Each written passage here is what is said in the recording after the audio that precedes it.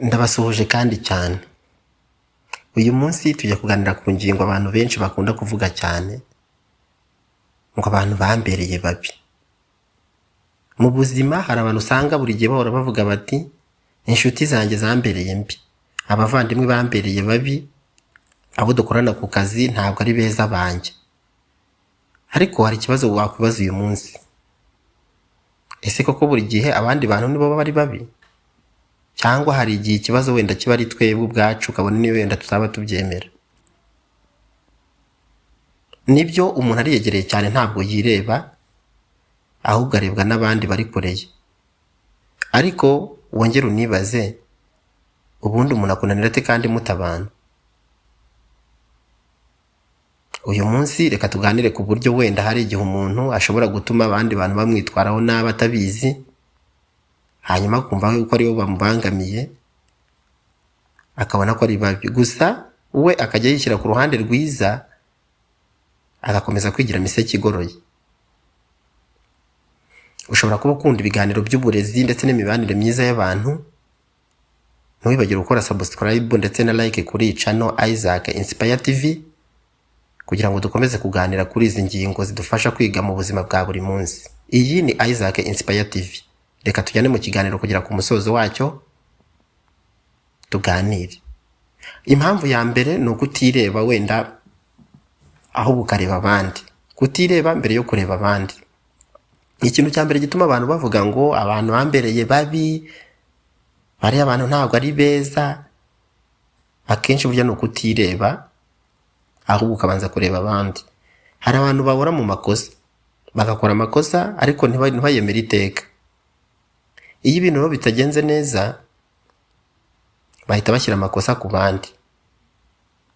Urugero, umuntu wenda ashobora kuba wenda avugisha nabi abandi, atazi kuganiriza abandi neza, akaba atabubaha, wenda akaba adasohoza n'ibyo yemeye, nko kuguza amafaranga y'abandi cyangwa se ukayaguza mu kimina, ubasha kuyaguza kuri banki, amafaranga tuyakura ahantu hatandukanye.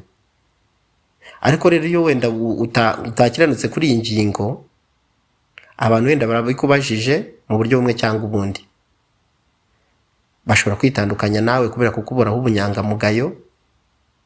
Umuntu agatangira avuga ati ntimuntu mwese nimubireba, abantu bose bambereye babi, kandi mu by'ukuri hari igihe abandi baba yenda bari kwirinda imyitwarire yawe, atari babi donatira. Impamvu ya kabiri ni ukuba umuntu yiteze byinshi ku bandi bantu. Iki kintu gituma umuntu yumva yuko abantu wenda bamubaniye nabi, ikintu cyo kwitega byinshi ku bantu. Hari abantu batekereza yuko inshuti zigomba kubafasha buri gihe cyose, mu kibazo cyose bagize bakumva yuko bagomba gufashwa. Abavandimwe bakumva yuko bagomba kubitaho kurusha wenda uko bashoboye. Abantu bagomba kubashyira imbere buri gihe, ariko nyamara wibuke, abantu bose bafite ubuzima bwabo babamo, bafite ibibazo byabo n'intege nke zabo, buri wese kenshi abarwana n'ibye byanze. Iyo twiteze byinshi ku bantu rero, tubona ko batubaniye nabi, kandi atari byo mu by'ukuri. Ni ngombwa kumenya yuko abantu bashobora kudukunda, ariko ntabwo bashobora kudukorera ibyo twifuza byose, ntabwo bishoboka. Biba byiza rero iyo ugerageje kwihaza, kandi ukanibuka neza yuko mu Kinyarwanda bavuga ngo akimuhana kaza imvura ihise. Ibi iyo wamaze kubyegereza umutima ukabyakira, ntabwo ugenda wiciraguraho ngo abantu bambereye babi. Impamvu ya gatatu ni ukutamenya kubana n'abantu neza. Hari abantu bafite ikibazo cyo kutamenya kubana n'abandi, ariko nyamara nta nubwo banabyemera. Ikibazo ni uko umuntu afite ikibazo ndetse ahubwo akongeraho no kutacyemera. Urugero, uyu muntu akagenda avuga nabi abandi bantu, akarangwa umuntu ugasanga arangwa no gutegeka gusa, agategeka ibyakorwa, ariko uyu muntu ntakunde kumva igitekerezo cy'undi muntu. Kuri we there is no reference. Bene aba bantu baba bafite akaga. Umuntu wumva yuko atakwakira ibitekerezo biturutse ahandi ngo abigereranye n'ibye hanyuma akuremo igisubizo cyubaka, nawe ntabwo aba yoroshye, kandi burya ashobora guhura n'ikibazo cyo kubona abandi bantu bamubereye babi kandi atari babi mu by'ukuri. Ubasha kwibuka yuko burya umutwe nta kindi kintu wifasha kitari ugusara.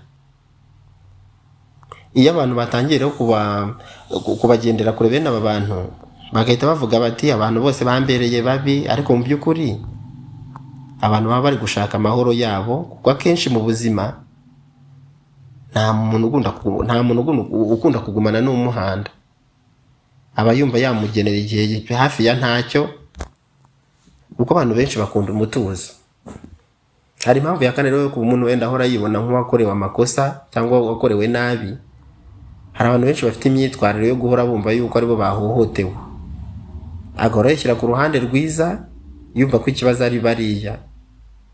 Umuntu yababwiza ukuri, umuntu yenda mubujije ikintu runaka nko kuragira inka mu busitani n'urugero, umuntu ubwiye icyo kintu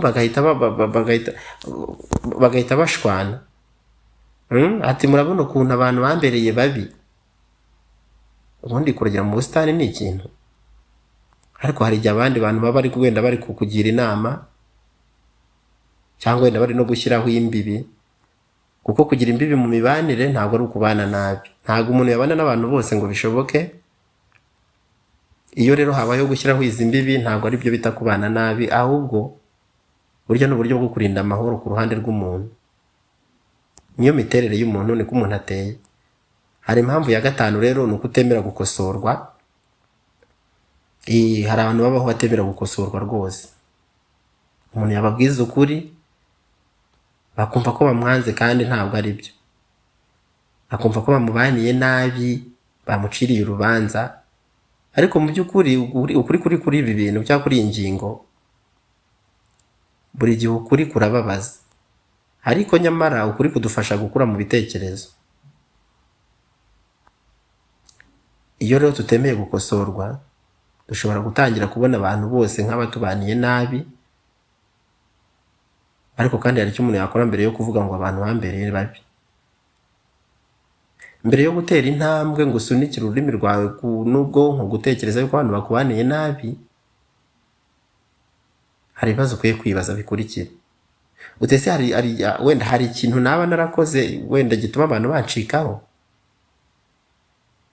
Ese ahari naba mbanye neza n'abandi? Ese hose ntabwo nigeze nitega byinshi ku bantu, cyangwa nemera gukosorwa iyo nakosheje? Iyo umuntu yisuzumye neza mbere yo gufata umwanzuro, ashobora kubona ko hari ibintu byakosorwa mu buzima bwe, kandi kwikosora burya ni ubutwari, ntabwo ari ikibazo. Umuntu yakosa, yanakwibonaho amakosa. Iyo uteye intambwe yo kwikosora, ibi ni byiza cyane.